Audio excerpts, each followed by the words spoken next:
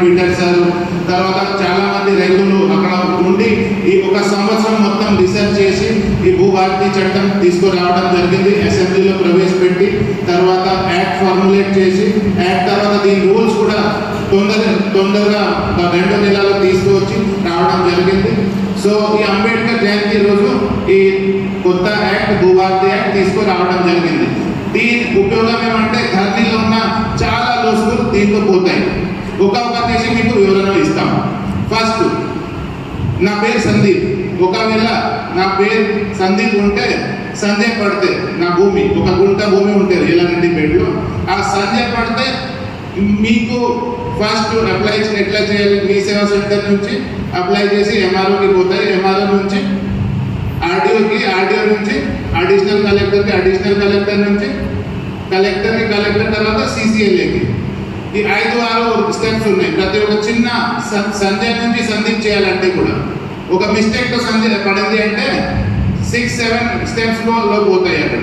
తర్వాత ప్రతి ఒక్కసారి ఆ చిన్న కామా ఫుల్ స్టాప్ మిస్టేక్ ఉంటే కూడా ఒక 1000 రూపాయలు మీకు ఫీజు ఖచ్చితంగా ఇవ్వాల్సిందే. దానిలో 1000 రూపాయలు. అది నేను జాయిన్ చేసిన పోయిన సంవత్సరం 2020 నుంచి ఉన్న అప్లికేషన్ కూడా 4 సంవత్సరంగా పెండింగ్ ఉంది మా లాగిన్లో. కానీ ఇప్పుడు అట్లా లేదు. ఇప్పుడు ఒక చిన్న రెక్టిఫికేషన్ చేయాలంటే ఫ్రీలో అవుతాయి. ఫ్రీ అంటే ఉచితంగా చేయవచ్చు ఈ భూభారతి చట్టంలో. ఒక పైసా కూడా రైతుకి పడదు, పట్టేదారుకి పడదు. అది ఫస్ట్. సెకండ్, మీరు కార్యాలన చేయడానికి నా దగ్గర, ఆర్డీఓ గారి దగ్గర, తహసీల్దార్ గారి దగ్గర అది లేదు. ఇప్పుడు అంత అవకాశం లేదు. ఎందుకంటే 30 రోజులు ఖచ్చితంగా ఏదో డిజైన్ ఇవ్వాలి, యాక్సెప్ట్ రిజెక్ట్ చేసి. 30 రోజుల తర్వాత ఒకవేళ చేయకపోతే ఆటోమేటిక్లీ యాక్సెప్ట్ అయిపోతుంది. అర్థమైంది? సో ఒకసారి మీరు చేయకపోతే నా కార్యాలన చేస్తున్నా డిసిజన్ తీసుకో అట్లా వీలు ఉండదు. 30 రోజులు చేయకపోతే ఆటోమేటిక్లీ యాక్సెప్ట్ అయినట్టే. సో అది కూడా మీరు గమనించండి. ఆ పవర్స్ మొత్తం పబ్లిక్ ఇవ్వడం జరిగింది ఈ భూభారతి చట్టం ద్వారా. ఆఫీసర్ నుంచి తీసుకొని మీ పబ్లిక్ ఇవ్వడం జరిగింది. 30 రోజులు చేయకపోతే మీకు ఇమీడియట్లీ యాక్సెప్ట్ అయిపోతాయి ఆటోమేటిక్గా. తర్వాత థర్డ్ ఏముంది? ఇప్పుడు మీరు ఏం చేస్తున్నారు? ఎంఆర్ఓ ఆఫీస్లో పోయి కూర్చుంటున్నారు. కానీ భూభారతి చట్టంలో మీ ఊరికి వచ్చి విఆర్ఓ ఎంఆర్ఓ ఆర్ఐ వచ్చి ఒక స్పెషల్ డ్రైవ్ పెట్టి మీ భూమిలో ఏమేమి లోపాలు ఉన్నాయి, మిస్టేక్స్ ఉన్నాయి, అది చేయడానికి కూడా ప్రొవిజన్స్ ఉన్నాయి. సో మీ ఊరికి వచ్చి స్వయంగా వాళ్ళు చేస్తారు. ఆ ప్రొవిజన్స్ కూడా భూభారతి చట్టంలో ఉన్నాయి. అర్థమైంది? మీ ఊరికి వచ్చి స్వయంగా. ఎందుకంటే ఇప్పుడు ధరణి చట్టం వచ్చినప్పుడు మీ విఆర్ఓ వ్యవస్థ పోయింది, మీ విలేజ్ రెవెన్యూ ఆఫీసర్ వ్యవస్థ లేదు. కానీ భూభారతి చట్టంలో మళ్ళీ విఆర్ఓ వ్యవస్థ తీసుకురావడం జరిగింది. విఆర్ఓ వ్యవస్థ కాదు, దీంతో పాటు ప్రతి ఒక్క ఊర్లో 4 ప్రకారాల రిజిస్టర్ మెయింటైన్ చేయడం జరుగుతుంది. ఫస్ట్ విలేజ్ రిజిస్టర్, సెకండ్ దీని మీద ఏమేమి భూమి ఉన్నాయి, సెకండ్ గవర్నమెంట్ ల్యాండ్ రిజిస్టర్, ప్రభుత్వ భూమి ఇక్కడ ఉన్నాయి. థర్డ్ అమెండ్మెంట్ రిజిస్టర్, ఏమేమి మార్పు వచ్చింది దీనికి మార్పు రిజిస్టర్ చెప్తాం.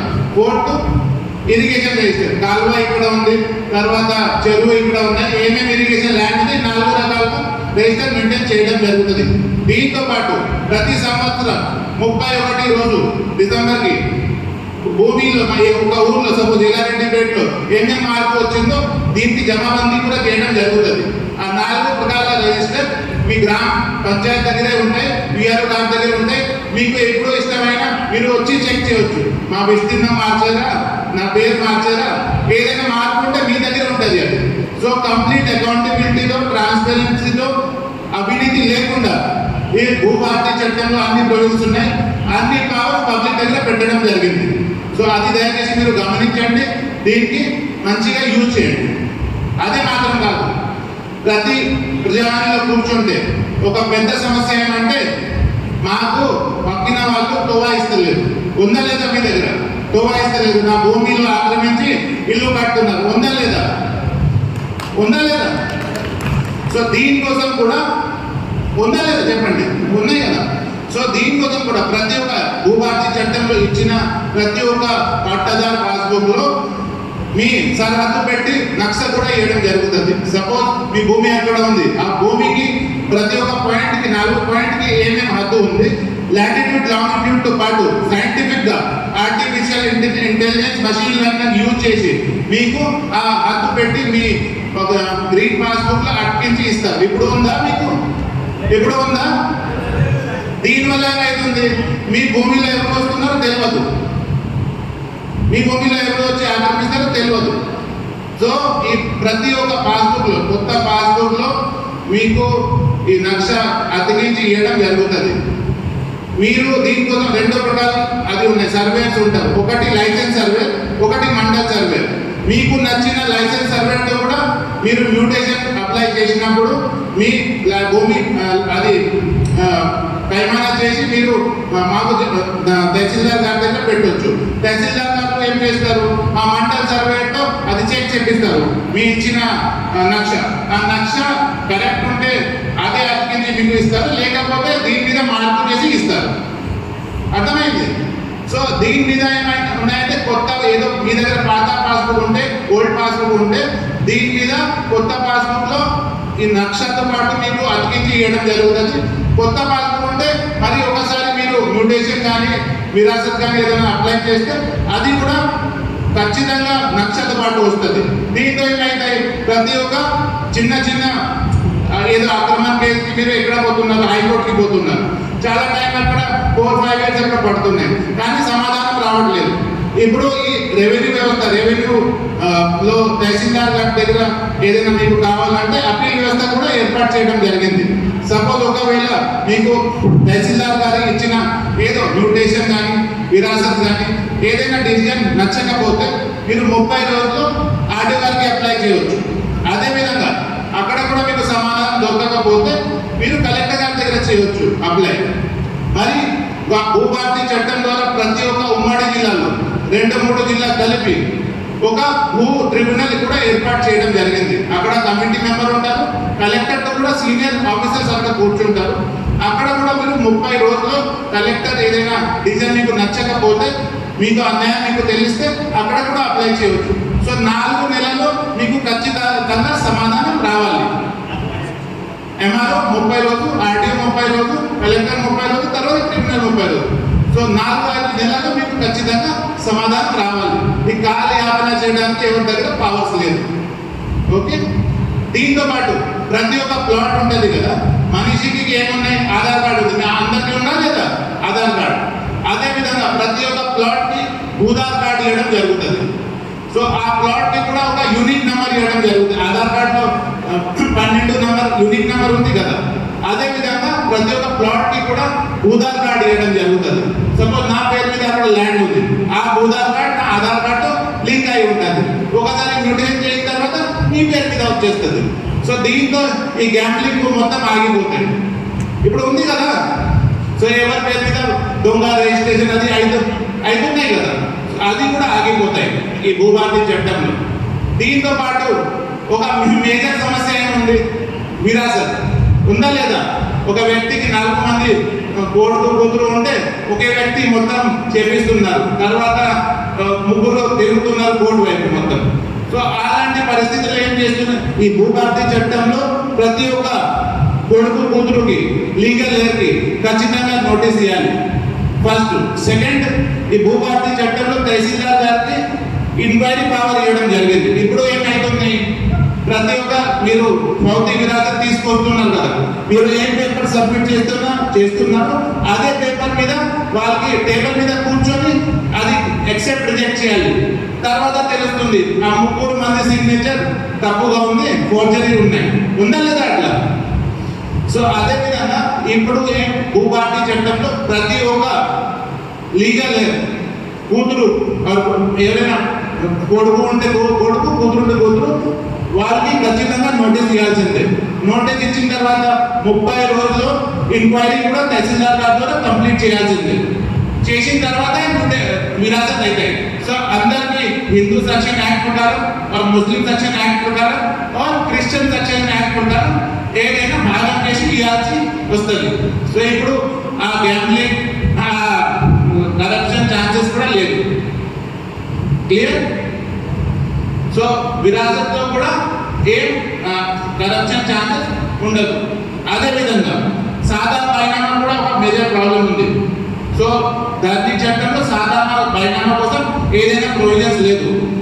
ప్రొవిజన్ లేనప్పుడు ఏమైతున్నాయి, ఊర్లో ఏం చేస్తున్నారు, ఇద్దరు కలిసి నార్మల్గా ఒక సాదా పేపర్ మీద రాసి ఏదో ల్యాండ్ మార్పు చేస్తున్నారు. కానీ దీని మీద పట్టదారు పాస్ మీకు రావట్లేదు.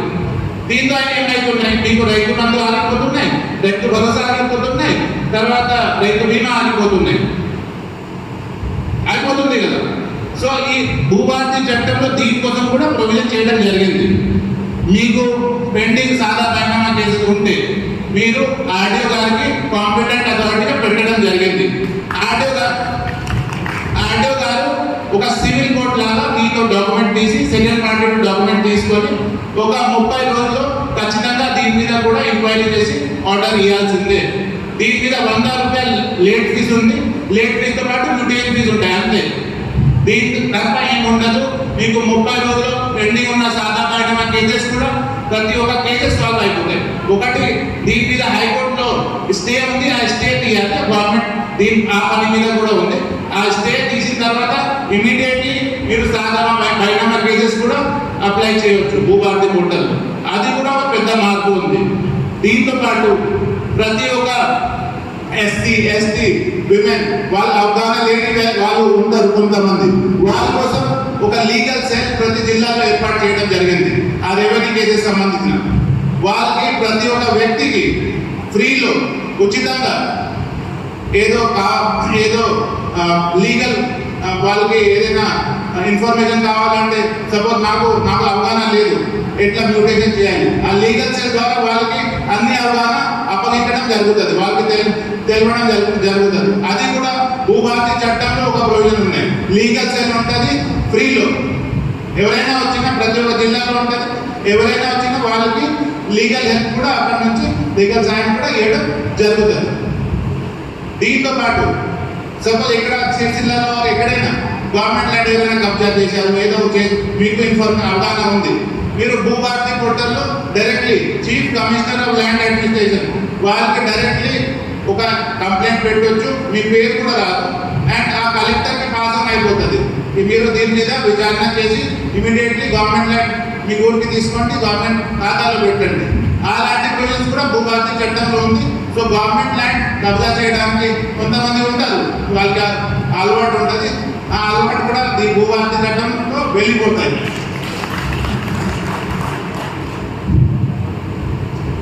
అదేవిధంగా ఇంతకుముందు ధరణి చట్టంలో ఓన్లీ అగ్రికల్చర్ ల్యాండ్, మీ సాగు భూమికి ఓన్లీ ప్రొవిజన్స్ ఉన్నాయి. అక్కడ మీకు రికార్డ్స్ ఆఫ్ రైట్ పట్టుదారు పాస్ వస్తున్నాయి. కానీ భూభారతి చట్టంలో ఆవాది ల్యాండ్, ఆవాది ఉంది సపోజ్, నాన్ అగ్రికల్చర్ ల్యాండ్, తర్వాత హౌస్ ప్లాట్ అన్నీ ఉన్న ఈ అన్ని non agriculture plots, house plots, ఇంటి ప్లాట్స్ ఉంటాయి కదా, దీనికి కూడా మీకు pattadar pass records of right వస్తాయి. ఆ ప్రొవిజన్స్ కూడా భూభారతి చట్టంలో ఉన్నది. అది కూడా మీరు దయచేసి గమనించండి. ఇవన్నీ మీకు బ్రాడ్గా నేను చెప్పిన ప్రొవిజన్స్. మీకు ఏదైనా డౌట్ ఉంటే ఒక చిన్న ప్రెజెంటేషన్ ఉంది, ఆర్డీఓ గారు ఇస్తారు. ఇచ్చిన తర్వాత మీకు ఏదైనా డౌట్ ఉంటే నేను ఇక్కడే ఉన్నా, నాకు దయచేసి అడగండి. ఈ చిన్న మాటతో బ్రీఫింగ్తో సెలవు తీసుకుంటున్నా. లాస్ట్లో ఏదైనా ప్రాబ్లం ఉంటే నాకు అడగండి. ఓకే.